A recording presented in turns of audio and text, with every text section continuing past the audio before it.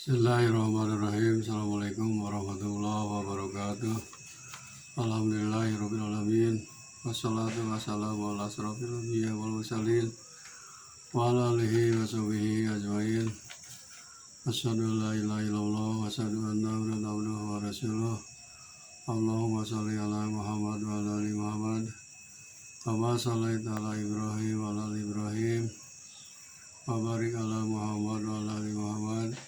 Kama barakta ala Ibrahim wa ala ali Ibrahim fil alamin innaka Hamidum Majid. Ya ayyuhal hadirun, ittaqullaha haqqa tuqatih wa la tamutunna illa wa antum muslimun. Wa qala Allah ta'ala fil Qur'anil Karim, a'udzu billahi minasyaitonir rajim. Bismillahirrahmanirrahim. Ya ayyuhalladzina amanu la tulhikum amwalukum wala auladukum an dzikrillah wa may yaf'al dzalika fa ulaika humul khasirun. Sadaqallahul adzim. Masyiral muslimin wal muslimat rahimakumullah. Alhamdulillahirabbil alamin. Dengan puji syukur kita ilahi Rabbi, yang mana Allah Subhanahu wa Ta'ala telah memberikan nikmat yang paling besar kepada kita, yaitu nikmat iman, nikmat Islam, dan nikmat sehat. Salawat serta salam mudah-mudahan dilimpahkan kepada junjungan alam Habibana Nabiyina Muhammad sallallahu alaihi wasallam, juga kepada keluarganya, para sahabatnya, dan tidak lupa kepada kita sebagai umatnya. Amin ya Allah ya rabbal alamin. Saudara-saudaraku yang dirahmati Allah Subhanahu wa Ta'ala, pada saat ini saya akan sampaikan tema, yaitu hikmah puasa bulan Ramadan, edisi yang ke-17, tentang keberuntungan membaca Al-Quran.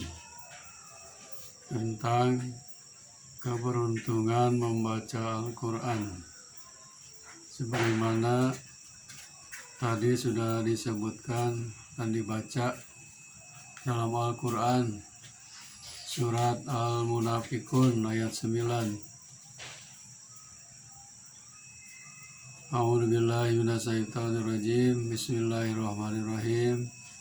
Ya ayyuhalladzina amanu, wahai orang-orang yang beriman, la tulhikum amwalukum wala auladukum an dzikrillah.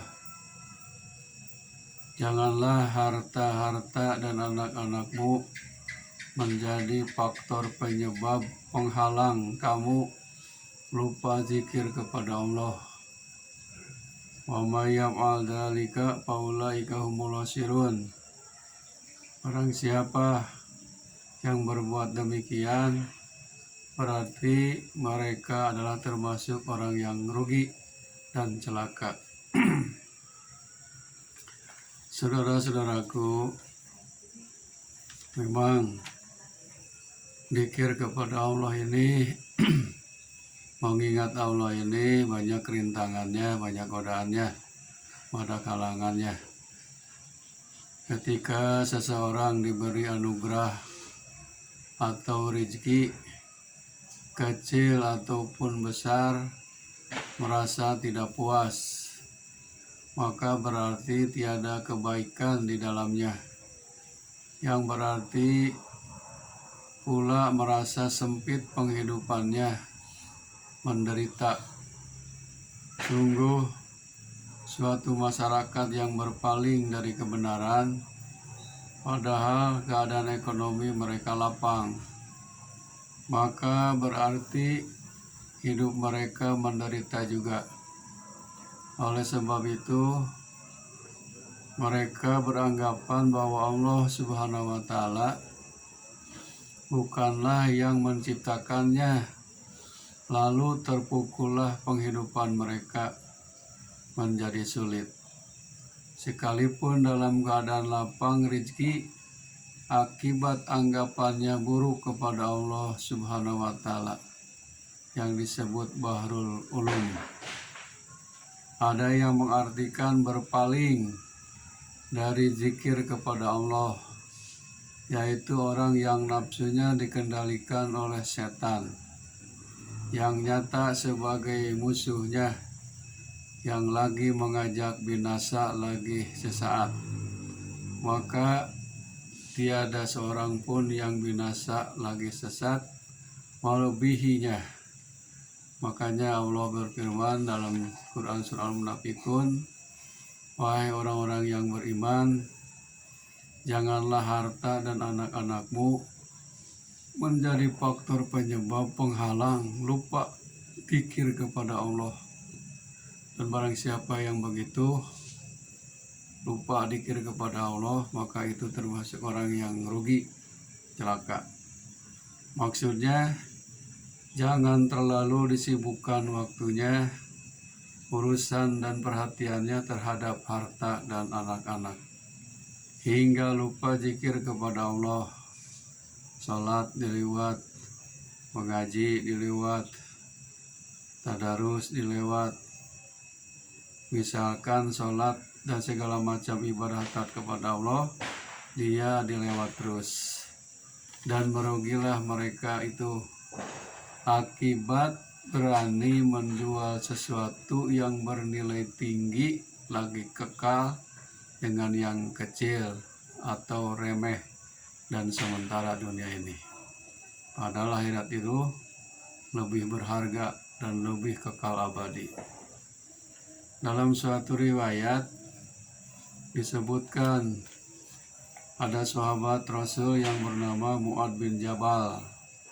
Ini dicantumkan dalam kitab Duratun Nasihin. Mu'ad bin Jabal pada suatu hari, malah sering Mu'ad bin Jabal itu ikut bersama Rasul kemanapun. Di suatu saat Mu'ad bin Jabal memohon nasihat kepada Rasulullah SAW.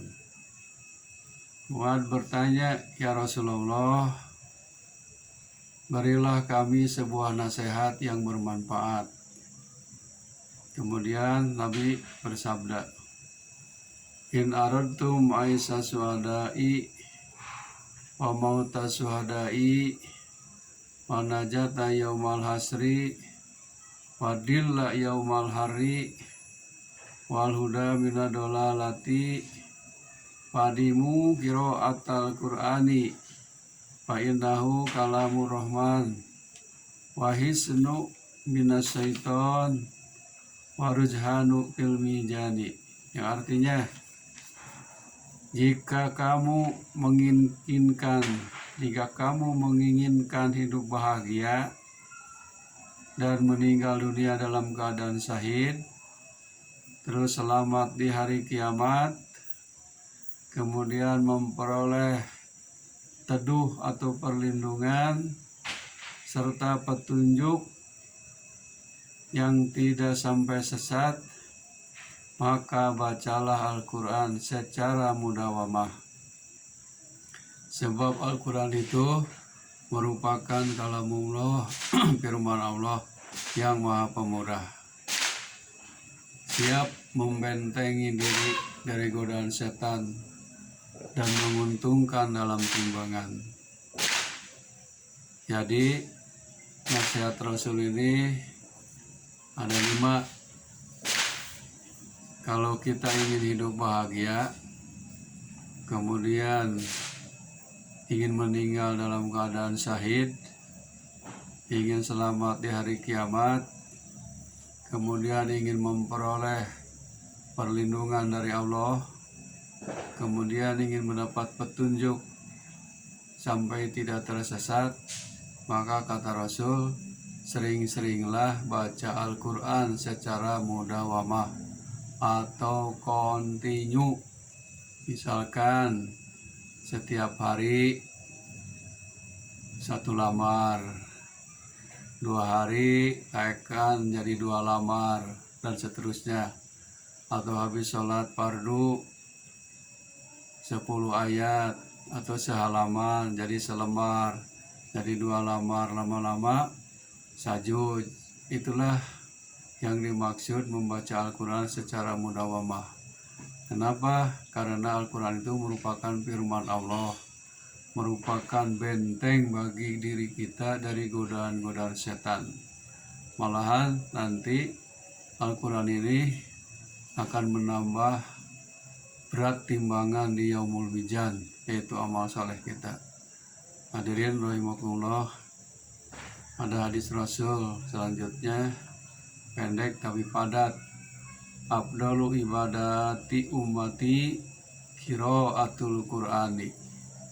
Amal atau taat ibadah umatku yang terutama adalah baca Al-Quran. Jelas Quran itu sebagai pedoman kita harus dibaca setiap saat, dibaca setiap hari. Sedikit-sedikit lama-lama jadi bukit, sedikit-sedikit lama-lama pahalanya bertumpuk bagaikan gunung. Mudah-mudahan segala macam intikan niat kita, apalagi sekarang bulan puasa Ramadan, makanya kita harus tadarus Quran mulai dari awal sampai akhir. Mudah-mudahan kita semua niatkan dari sekarang membaca Al-Quran terus menerus.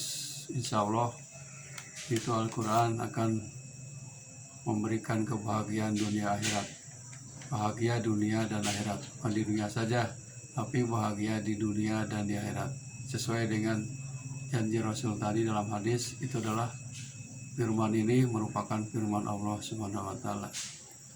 Hadirin rahimakumullah, mudah-mudahan satu hadis ini jadi tadkirah atau peringatan bagi kita. Wabillahi taufiq wal hidayah. Wassalamualaikum warahmatullahi wabarakatuh.